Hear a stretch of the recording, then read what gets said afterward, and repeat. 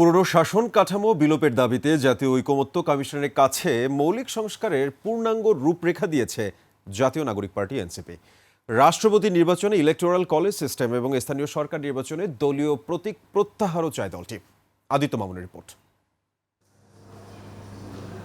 বিভিন্ন রাজনৈতিক দলের সাথে জাতীয় ঐকমত্য কমিশনের বৈঠকে দ্বিতীয়বার অংশ নেয় জাতীয় নাগরিক পার্টি। প্রথম ধাপের আলোচনায় অমীমাংসিত বিষয়গুলোকে চিহ্নিত করতেই এই প্রক্রিয়া।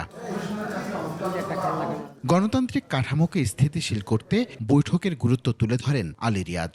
ভবিষ্যতে বাংলাদেশের একটি গণতান্ত্রিক রাষ্ট্র প্রতিষ্ঠার একটা পথরেখা তৈরি করা, সেই প্রক্রিয়ায় আপনাদের এই মৌলিক সংস্কারের রূপরেখাগুলো আমাদের অবশ্যই সহযোগিতা করবে।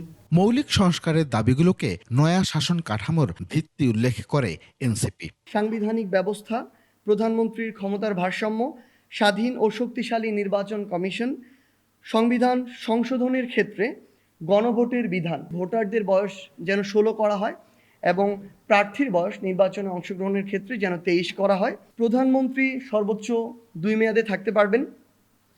দলনেতা, প্রধানমন্ত্রী এবং সংসদ সদস্য একই ব্যক্তি হতে পারবেন না।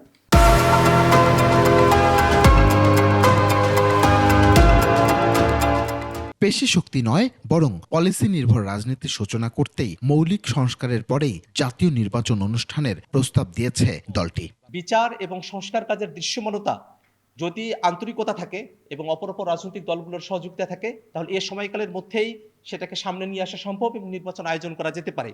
নির্বাচনের ব্যাপারে জাতীয় নাগরিক পার্টি এনসিপি মনে করে নির্বাচন যে কোনো সময় অনুষ্ঠিত হতে পারে, কিন্তু তার আগে অবশ্যই মৌলিক সংস্কারের যে রূপরেখা সেটাকে বাস্তবায়ন করতে হবে। ক্ষমতার বিকেন্দ্রীকরণের মাধ্যমে গণতন্ত্রকে সুসংহত করা সম্ভব বলে মনে করে এনসিপি। আদিত্য মামুন, 21 টেলিভিশন, ঢাকা।